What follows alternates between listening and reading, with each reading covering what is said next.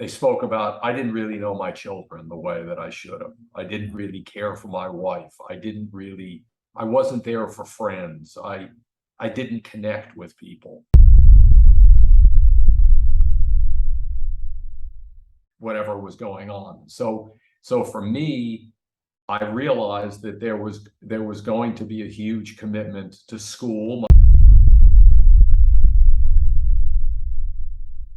And college was unbelievably demanding at Stanford, coupled with 3 to 4 hours of tennis. So it was, people said, what was college like? I said, in some ways, it was a great place, and it was great for tennis, great for school, but it was a blur.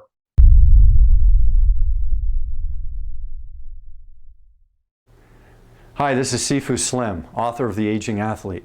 In this book, you're going to get to hear about two different groups of former high-performance athletes. One group, which is made up of 90% of the former athletes, does not do physical activity on a regular basis and tends to suffer the consequences of a sedentary lifestyle.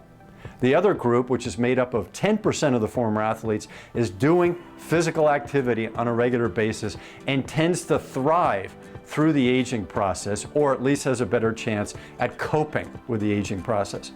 We could have taken these folks to a lab and done all kinds of tests on them. Instead, we slowed them down and sat them down and asked them, in their own words, to describe why they're wired the way they are, so that we all, former athletes and non-athletes, can use some of their inspirational and motivational and mindset lessons in our own lives. I hope you pick up a copy today. You can go to theagingathlete.com. And when you have a chance to read it, I'd love to hear back from you to find out what your thoughts are on the stories of these aging athletes.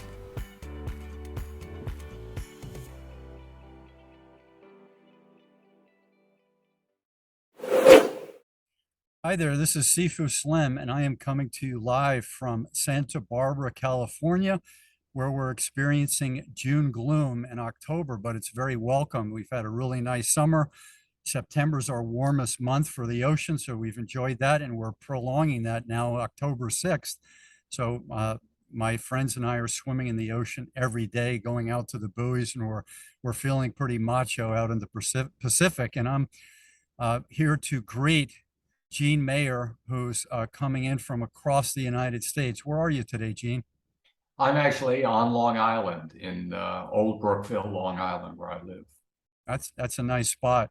And I lived in Centerport, summer of 1984. I was working in Manhattan and living in Centerport near Huntington and Northport, and really enjoyed it. And there were some nice tennis courts in Huntington that I longed to play, but when I got home from New York City, I was exhausted, I'm sure. Have you ever had a day job that made you so tired that you couldn't play tennis at the end of the day? Well, that was my day job. So it was actually the tennis that got me really tired. But you, Sifu, you had a taste of commuting in New York, which is one of the toughest parts of any job. So I was joking with Gene before we jumped onto the recording part of this conversation about how we are the aging athletes. And when I was looking up to Gene back in the 1970s and 80s and watching him on the courts, and I was impressed. The one thing I do remember that I was impressed about Gene was that he was a clean-cut American.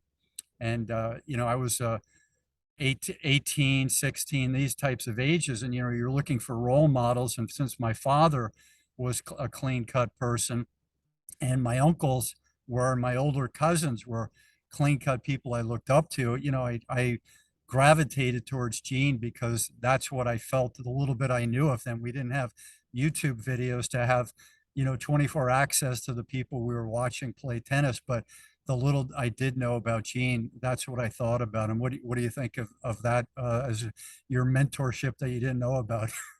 Well, Sifu, I think that was a result of my dad. I mean, having him in my corner all the time as a coach throughout the time. So I didn't have the entourages of today. So I got pretty straight answers about things, which I appreciated. Not always at the time, but certainly in the long run. When you were, can you tell us a little bit about how you got to Wayne, New Jersey, how old you were, and when you decided to put the pedal to the metal to your career as a junior athlete?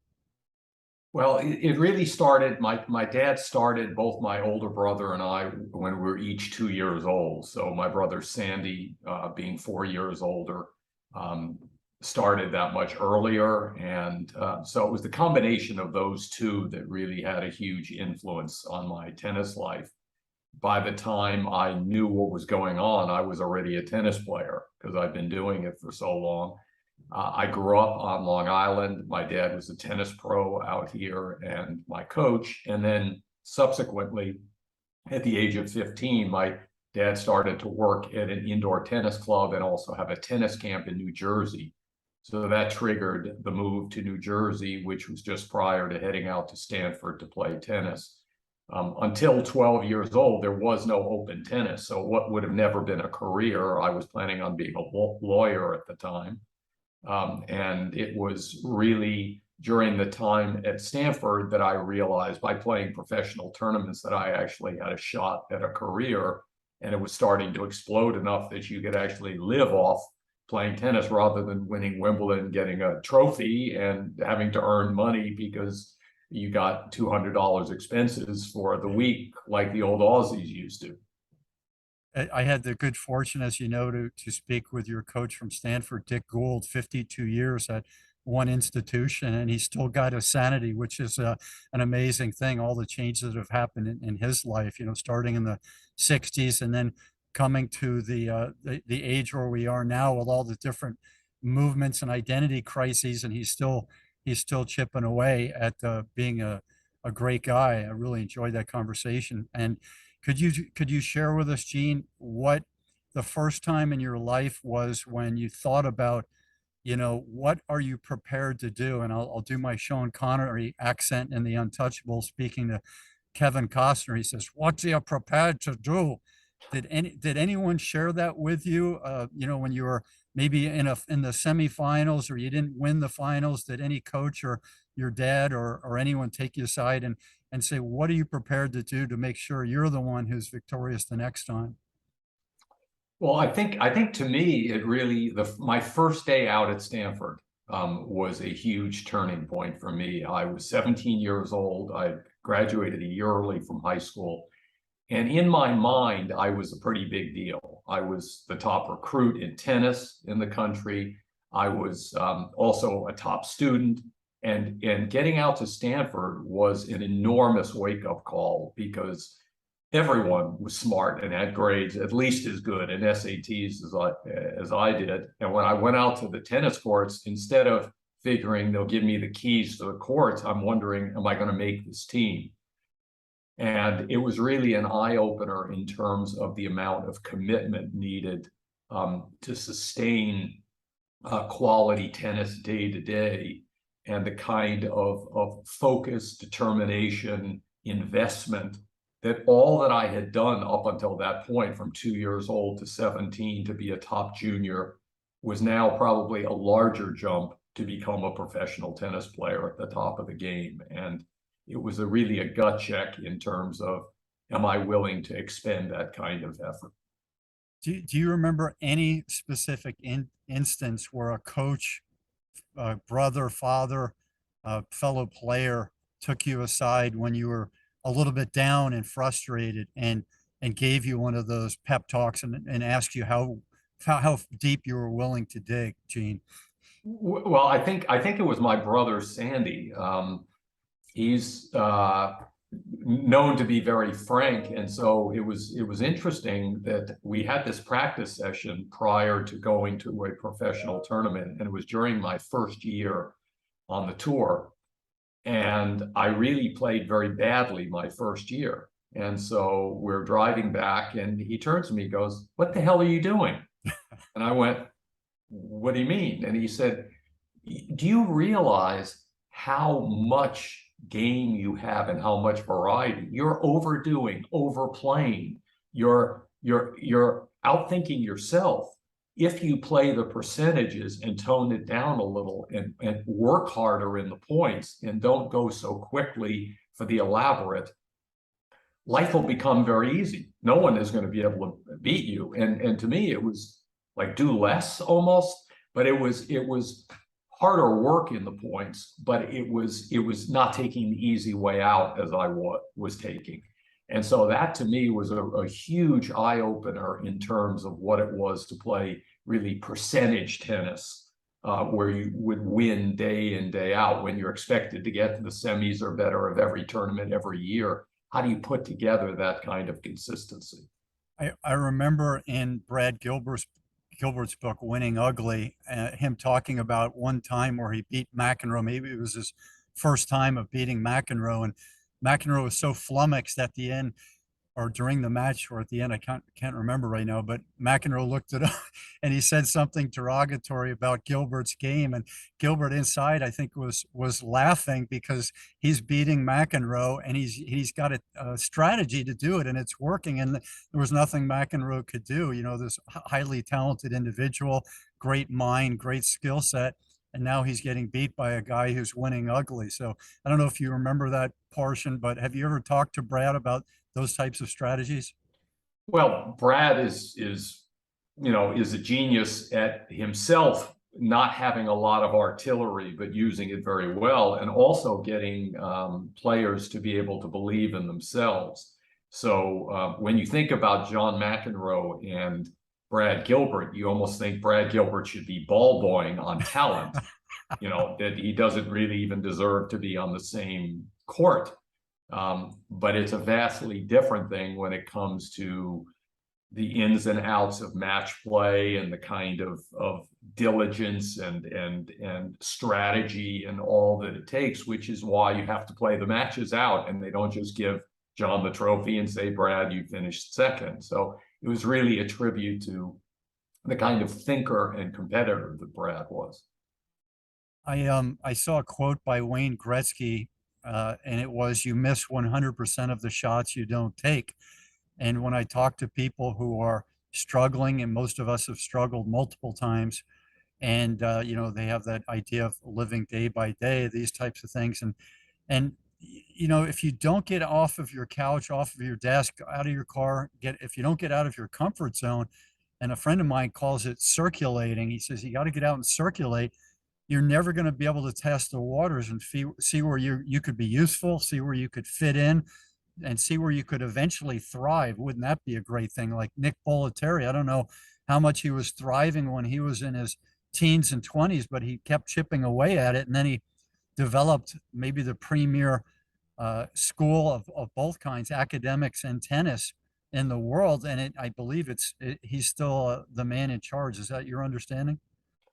He's now actually quite ill and has backed off his responsibilities a bit. He still keeps quite a crazy schedule, but he's had a number of health issues that have sidelined him of late.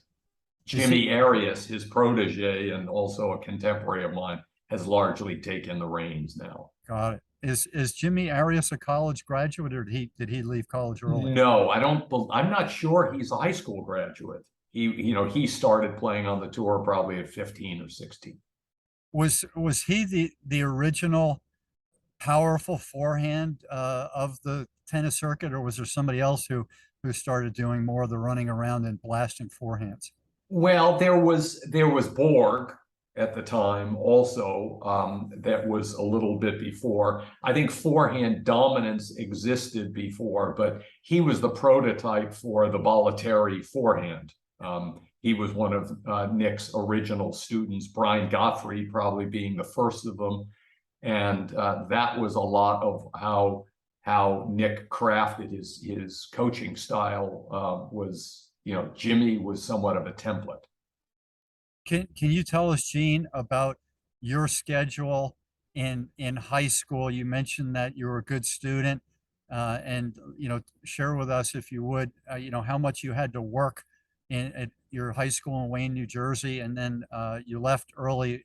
Tell us about the graduation, and then tell us, if you would, about the keeping your learning going as far as being a literate person when you were post Stanford. Did you read books? Maybe share with us, mind, body, and spirit, how you kept advancing yourself in your development as a young man and as a professional.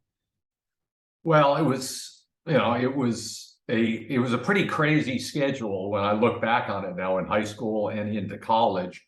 Normally, when I lived on Long Island, and we had indoor courts more available when I lived in New Jersey, but it was normally up early in the morning and get a 2-hour practice session in before school started. So it would normally be 5:30, 6 o'clock tennis on the court. Not easy in New York when the weather's not great and finding indoor courts. And then it would be school. And then after school, I'd usually have another 2 hours or so of tennis plus fitness, which was another hour. And then I'd have usually about 3 to 4 hours of homework. And then it wasn't a lot of energy left to getting in a lot of trouble because I was tired and needed to rest and get ready for the next day. When I moved to New Jersey, the schedule was pretty much the same. The only difference was that I needed to take some college courses to be able to augment my studies, to be able to skip my last year and go a year early to college. So that added a bit of there, and college was unbelievably demanding at Stanford, coupled with 3 to 4 hours of tennis. So it was, people said, what was college like? I said, in some ways, it was a great place, and it was great for tennis, great for school, but it was a blur. When they talk about college experience, I'm not sure exactly what that means, because there was lots of studying and lots of tennis. And then, Sifu, you really hit an important point, because I think, post college, and also you're out on the tennis tour and you're absorbed with so much in terms of your tennis that it's easy to not necessarily grow as a person. So my wife and I really made it a point at the time to do a fair bit of reading. At the time, there wasn't the kind of information available that there is now. But just staying aware of what was going on in the world was not as easy, as well as even learning a bit about the places we visited. We had a chance to visit a lot of places. You didn't necessarily get a lot from the locker room and the hotel and the arena, but also trying to get to know people. That was a special part of our travels, was getting to know people and families there, and having a little normalcy of life to understand what makes people tick in England at Wimbledon beyond just center court. So all of that was really important parts of my development. Tell me if you remember a peak year, and once you left Stanford, let's say, and you were on the pro circuit, if you remember a peak year and why it was peak. I often tell, I was a boxing fitness trainer in the early 90s in Sacramento, which is a pretty big boxing town. And I often talked with the other boxing instructors about the idea that these young people who are 14 through 18, their best time is probably going to be now, because they're so into this sport. And they're not girl enamored as much as they might be when they graduate high school. And then they've got this commitment where they may be living with someone, and now the rent's due and the food, and a kid comes along. So it's really hard once you start doing the family life to spend the number of hours and have that focus for you to create that professional boxer. And maybe you share with us how you're able to do that, and how old you were, and what your commitments were outside of tennis that you had to moderate and keep in balance. Well, interestingly, at 14, I met my wife. So we dated from 14 to 21. And so there wasn't much of that relationship developing and building and seeking side. There was already stability of relationship. Mm-hmm. And the other thing that was hugely helpful to me was the traveling on the tour. A lot of the younger guys going out on the tour were very excited about the lifestyle and the travel and all the excitement part of it. The tennis groupies. I love the tennis and the competition side, but I would have been much happier if that was just played in my backyard and I didn't have to run and chase it all over the world. So my wife traveling with me the entire time was unbelievably stabilizing and made it feel much more like home. And there were times when we could go out to dinner because she really was never a tennis player. And we could talk about life, and it wasn't just constant immersion in tennis balls or the next tennis ball or whatever was going on. So for me, I realized that there was going to be a huge commitment to school. My parents both being European and well educated, there was a huge emphasis on education. Obviously, if I wanted to play tennis seriously, that was going to take a lot of time. And the time that I spent with my either fiance or wife and other things were going to have to sort of be put off to the side, at least for a while, because of priorities. And there just was, and the amount of rest on top that I needed was enormous. So it was not easy to balance, but my wife being there was a huge, huge part of it. And for me, my best year was at 24. I was out on the tour at 20. I think it took me a few years to understand. Part of it was that discussion with my brother, what it took to win day in, day out. Being young is helpful in terms of fitness and lasting through very long matches. But it also was a sense of dealing with the pressure and the travel and all the parts of being a professional tennis player, which you're not really ready for when you start out. Yeah, that's great that you made that connection with your sweetheart at age 14. We should probably say your name and give her some kudos for Yes, being there for you. Rhonda's been we're now have our 45th anniversary this year, but that was a huge stabilizing thing for me to have her there, for her to listen and be there, and for me to have a shoulder to lean on with all the pressure and anxiety that I felt facing. I hope that someone connected to you is able to take your Wikipedia page and flesh it out a little bit and share more about your story. When I read it, I said, I'm knowing him as a statistic, but I'm not knowing Gene as a person. So that would be something that have you ever connected with the people who handle your Wikipedia site? No, I have not. Yeah, and you could have all of these great things that you're sharing now that if you're interested in that, that would be wonderful. Protocol, I wanted to ask you about. You were in a time that you had the Rebels, the Nastasias, the Connors, the McEnroes, and I'm sure there are many more. Vitas, I know, was known as a man who liked to have a good time. Maybe you can share some of the protocols and some of the things like the Wimbledon, the dress codes, the curtsying or bowing, and then the era of Agassi and what you felt like when he came in with the bleached hair and then later the wig and then the jean shorts. Nice, intelligent person, but he was of a new age in the 90s and beyond, or the 80s, I should say, and the 90s and beyond. What the protocol was when you hit the scene, and maybe some of the other folks, and then what you felt about the new generation of the Agassi folks. Right. Well, it was the game that I came into was a pretty staid game. It was wood rackets, a lot of white clothing. It was even a country club world in the United States. So it was pretty dramatically different. There had been the occasional sort of bad boys before. There had been Pancho Gonzalez, a little bit of it. Then there was Dennis Ralston, who was an American who, caused a little bit of an uproar. But with the coming really of Connors, all bets were off.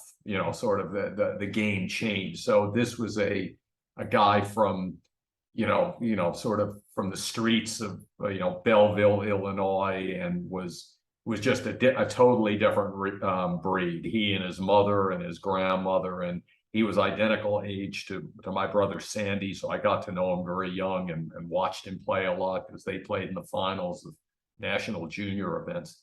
So tennis went through a huge change. I mean, I certainly the colors that came, Wimbledon is the icon of sort of tradition, sort of older gentlemen with medals on their chests walking around with their members' badges on. And that's probably the most history. You walk down those halls leading to center court, and the sayings on the wall and the pictures of the greats of old.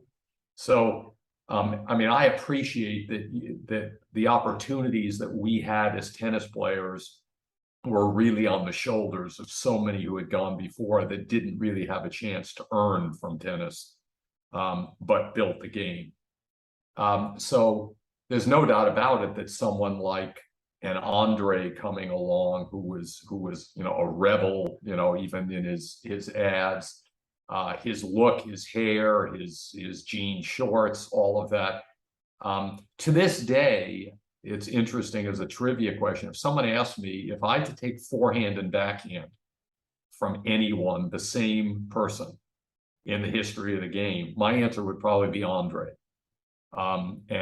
People talk about Djokovic's backhand, and they talk about a number of huge forehands, but Andre brought color and interest and totally new crowd in some ways to the tennis world. It transcended tennis. It was now cool to be a tennis player. It was sort of a little bit of rock and roll and Hollywood and Brooke Shields thrown in. So, and Andre has always been an extraordinary guy with a very warm heart. He went through some very difficult times. It was a tough upbringing with his dad. That obviously came out in the book, but also his transition to superstardom, not just tennis stardom, but superstardom. And I think he was wrestling even to find out who he was. A lot of the sort of Hollywood theatrical side wasn't necessarily Andre, but it was part of his reaction to this whole world and trying to make sense of things that just didn't seem to make sense at all. So I think those transitions, in a lot of ways, Andre's obviously done lots of good beyond his playing days and really cares about people, cares about children. To me, the greater concern is that when young people see tennis, that they see people whose behavior is at times outlandish and often are the kinds of things that people would be either reprimanded for or sometimes even put in jail for if they weren't tennis players. Yeah. So to me, some of those lines that were crossed behavior-wise, rackets and balls flying into the crowd, attitudes, that really to me is a bit more dangerous. I think the coming into the sport of different personalities and even a bit of that younger sort of James Dean kind of side is one thing, but I think if you were at, I don't know if you've been to too many of them, Sifu, but junior tournaments these days, it's extraordinary what you see. I mean, people bump on changeovers, they shoulder bump the other one. The line calls are outlandish, and you need roving linesmen all the time. So that to me is really something. It's one thing to allow latitude and personality. It's very different to allow behavior that really is destructive and antisocial. And that to me is a shame. Yeah, I'm really glad you mentioned that, because I wanted to go deep on a couple of issues, and we could choose this one to spend a minute or two on. And, there's an old adage that I went to the fights the other night and a hockey game broke out. Yeah. And I grew up, in the Bobby Orr era, and I went to the Rangers games in New York and Madison Square Garden and got to see Bobby Orr, got to meet Eddie Westfall, these great players from the late 60s and early 70s. And then I got to see the Soviets come and dominate the Americans, and most of the games that they played, the Soviets would dominate them, unless it got to be what the Canadians call a Donnybrook, which is a fight fest and cheap shots and just constantly clobbering the other people, where it's really, in my opinion, no longer the beauty, the artistry of hockey. It's become like a gang fight almost. And to me, that's really unfortunate. And you know, the Philadelphia Flyers in the 70s were known as the Broad Street Bullies, and they won that way, and they got followers that way, and it fit with the industrial tough city life of Philadelphia, and also fit with the early 70s. So I understand all that, and I'm not dishonoring that heritage and that warrior and that fight win at all costs type of a thing. So I'm going to put that on one side. But when you think of a human being and a human being who are now in their 20s and maybe early 30s, and then you say, what would they have to share with each other when they're 60 and 80 and 90? And I think the answer is already there. It's the answer is when you see the Pearl Harbor American vets and the Pearl Harbor Japanese vets who've been meeting and connecting for the last 30 years, they cry and they hug and they say how sorry they were of any of the bad that was done in this war, and then the aftermath and the propaganda. And so those are the things that I think are really important, is that long-term view of a human to human connection. And if you think about a sport, an athlete, as beauty in motion, which we can see when somebody's 6 years old, we can see it when they're 15. It's so beautiful to watch an athlete in motion that you really don't, to me, have to be all caught up in who won and who said this or who said that. Just watch these beautiful athletes, and on one particular day, one wins. Well, hallelujah, somebody won. So I'll let you weigh in on some of that. Well, I couldn't agree with you more, Sifu. I think that when you watch someone who is passionate and gifted doing something, you know, Michael Jordan, you know, playing basketball, or take Tiger Woods swinging a golf club, or you could find examples in every sport. There's something breathtaking about what they do. And it's not merely in what they've learned and grooved, but how they can improvise and handle the unknowns, the improvising that happens. There's a magic.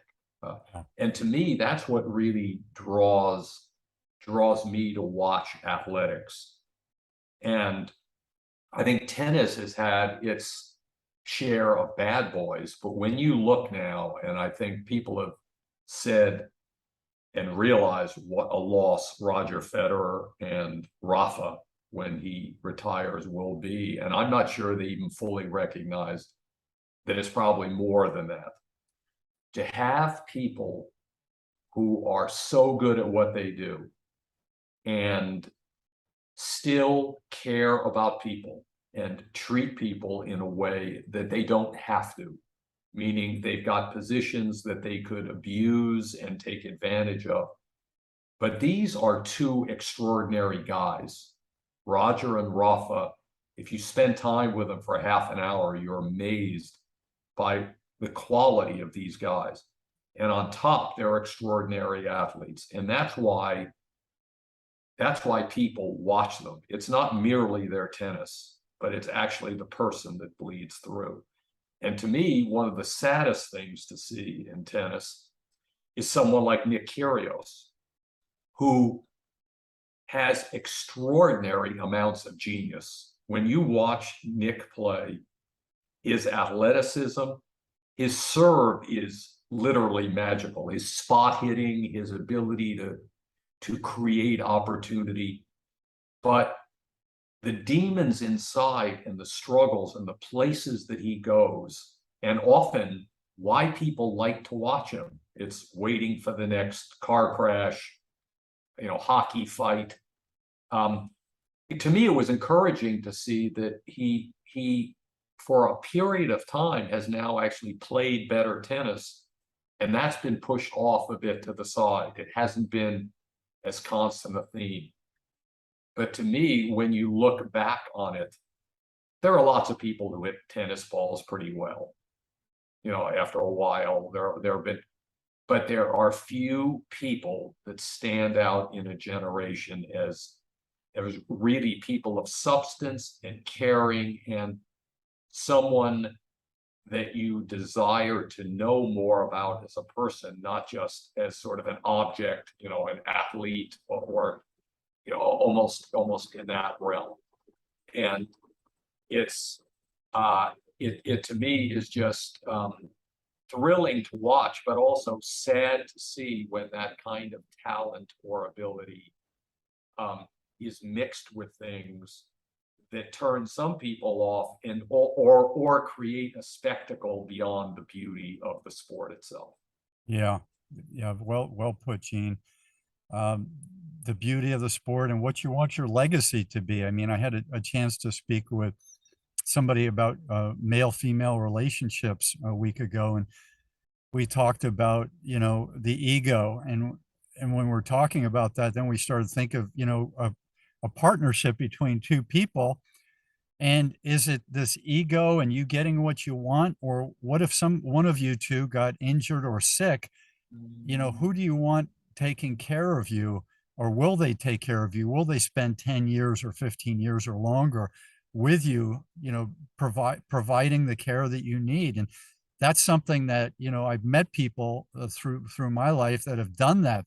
They've mentioned that I took, my wife got sick and I took care of her for 40 years, and one person was still doing that. He's in my book, The Aging Athlete, and his wife was a pro tennis player, and he was a mogul skier, and he worked at Scott USA. He developed he did the engineering work on the handlebars that are called the triathlete bars, where you're between your elbow and your forearm can rest, and you're in that lower comfortable position.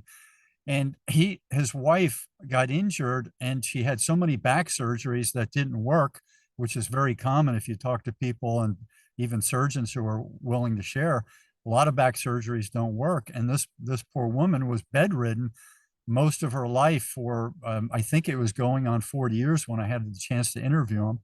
And so he stuck in there with her. The reason she had to get up from the bed, which would cause her severe pain and recovery after she did, was just to keep her mind going. She had to come out to the kitchen and go around the parking lot or whatever.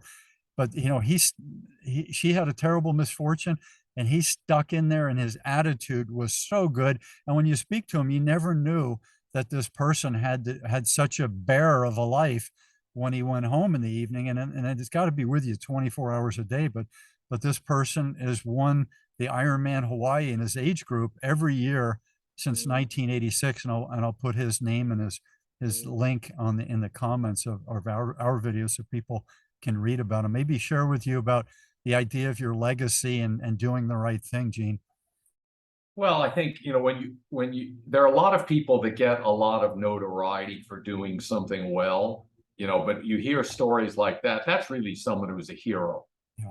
There isn't any huge payoff of money or trophy or notoriety or glory.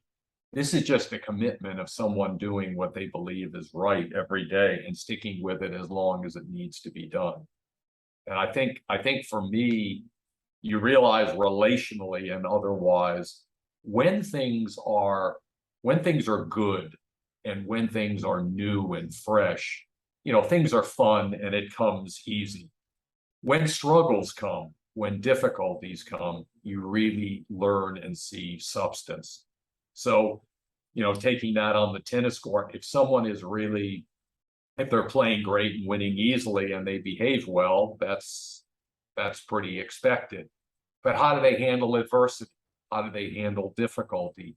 Do they handle that with grace? Are they willing to put in the kind of endurance and fortitude? And to me, that's really when I look back on my upbringing, and particularly my dad's influence in that regard, the kind of commitment and fortitude and willingness when you believe something is right, to not look first at yourself and self-protect and say, that's too hard, that's too difficult. But first to be convinced in your mind, is this something right and good to do? And if it is, that's something really worth investing in. And when you talk about long-term relationship, when people are in their 20s and everyone looks terrific and is healthy, that's pretty easy relationally. When people are in, I know my wife's dad and my wife's mom, my wife's mom got sick for 6 years and with brain cancer, and he was thrilled to have that time with her to take care of her. It was just a model for that kind of love, that kind of commitment, that kind of faithfulness. And he wouldn't have traded it for anything in the world. You know, he never thought a day about that. And to me, I think that particularly for young people in a world where things come pretty quickly these days, there's lots of exchange of information and supposed friends and contacts, and everything is these little bites and pieces. The idea of lasting friendship, lasting commitment, lasting love, where there is really the willingness to give of yourself for the good of other people, is really what endures. That's what makes life as you get older memorable. That's what sticks with you. It isn't sort of the more frivolous kinds of things or the short-term enjoyment. It's when you look back on your life, those few people who, when you're unhappy, they're unhappy with you. When you're happy, they're thrilled, they're not jealous. And there aren't many that you're going to have in your life, but to me, it's that kind of real substance that shines through. And you look at it, actually, you know, it's funny to see someone like Carlos Alcaraz, who is now tabbed to be the next champion, is that kind of a guy. You can see already in the heat of a match, if the ball's out, he switches side and says, I don't care what they said, the ball was out. Rude, it was to me thrilling that Rude and Alcaraz both during the US Open final, a rare opportunity fighting for number one, took the opportunities to give away points for the other one. And to me, that's more important than US Opens. US Opens come and go, but your character endures. Wow. Well, I think I was fortunate that you responded to the email that I sent and referral from Dick Gould, because I found a kindred spirit, you know, a mentor, and I didn't know, you know, what you would speak to me when I was 16 and 18, but I waited it out, and here I am about to turn 60, and you're giving me the messages that I still need to hear. We still need to hear these things. You know, some people go to church and hear a great sermon.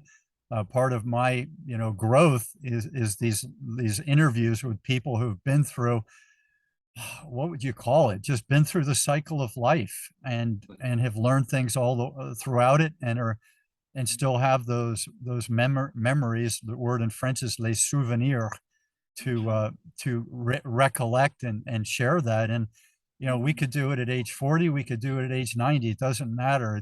I think it's important to slow down and reflect, and it's very grounding. Maybe I'll ask you, Gene, to share your thoughts on the word grounding, and if you know about the movement to be barefoot and, you know, do things in a more balanced way, like maybe a hunter-gatherer with a medicine man who's around keeping everyone doing the right thing, and, you know, connecting to Earth and the universe and these types of things. Well, I think that it's particularly a struggle if you do something well and you are particularly passionate about it and very engaged. It's so easy to get carried away. Yeah.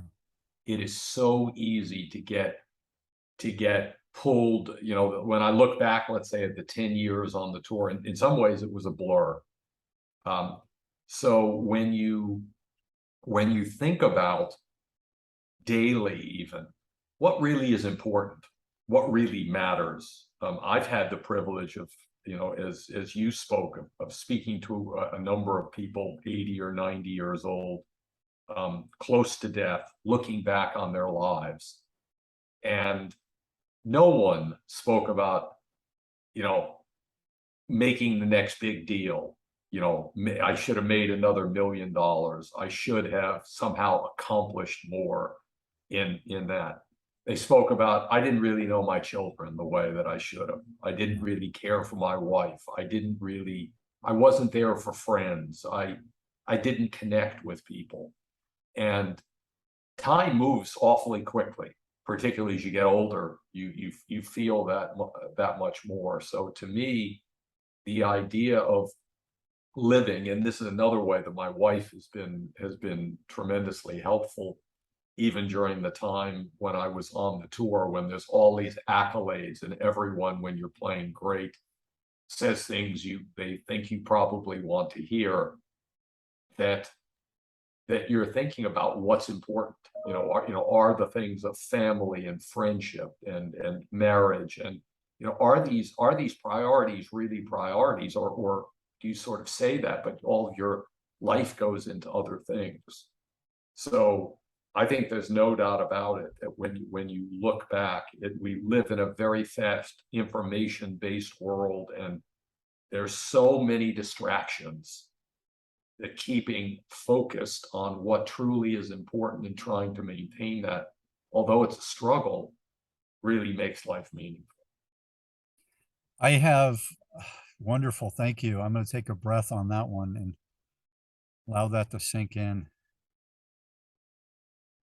So as an interviewer host and someone who loves tennis, I have another 2 pages of stuff, but I don't feel moved to do that now because of the way this conversation's gone. I think it would be helpful to us to end it now. And what I'm going to do is I'm going to have the audacity to ask Gene Hare, who's a busy guy, if he would allow me to come circle back to him maybe 2 months from now and share some more of about your story and some of the and touch on some of the tennis related questions and junior athlete related questions that I have. Well, Sifu, that'd be lovely, because I really think that, as you did, probably we were thinking more in tennis terms. That's what I've done all my life, and you're dealing with athletics. But I think we touched on some very important and very stimulating topics. So I'd certainly be happy to take you up on your invitation. That's it. And for all the people who tell me that my interviews are too long, they're not that many, but they're out there and they're like close people to me. I say, wait a minute, Rogan's go on for 3 hours, right? And they have to take a few bathroom breaks, and they're lighting up substances and all this stuff. I said, you have to look at these podcasts like the radio back in the 70s, or whenever you listen to a radio show, you can do chores, you can cook a meal, you can be in your car. You don't have to watch Gene and my face on this. See if you find something stimulating in a 2-hour conversation. But to see what they think now, I'll cut this one short. And we're blessed to have had this moment. I certainly feel blessed, Gene. I'm so glad we connected. I do too. Very, very nice to get to know you in this realm, even though we're in different places. I think there was a lot of connection. Do you have a website or an initiative that you want to share to the world? No, not really. I've kept pretty low key in that regard. I spend most of my time now coaching and in the tennis business world, but a lot of it is connecting with people that there's meaningful relationship with. That's really what drives my business. Are you doing seminars, or do you have a few individuals you help I out have on? individuals that I coach. I still do a number of appearances and speaking engagements and those kinds of things, but most of it is one-on-one sort of mentoring, coaching with aspiring tennis players. Okay, wonderful. And we should mention that Rob Mazzucchelli, my classmate at University of Richmond, has an initiative, and I'll put the information about his online coaching program in the comments, and maybe we could talk more about that in the Sports future. Ed TV, that's right. Yeah. Sports Ed TV. And I think another one of your Stanford grads who was a student after you, something Stein, a Jewish guy from Stanford who's got a big Stein. Is it Stein? What's his last name? I'm trying to think. He's in Chicago area, and he went to Stanford. He was a top. He got to the number 100 in the world, and he's got a big tennis YouTube channel, and he's connected to the Sports Ed TV, and I'll put his name in the comments also. Good deal. Well, big aloha, and I'll send you an email. We'll hopefully regroup here in a few months, Gene. Been a pleasure for me. Thank you again, Sifu. It was a pleasure. Thanks, everyone. We're ending now, and please like and subscribe, and please leave your comments below. We'll see if we can answer them. Big aloha.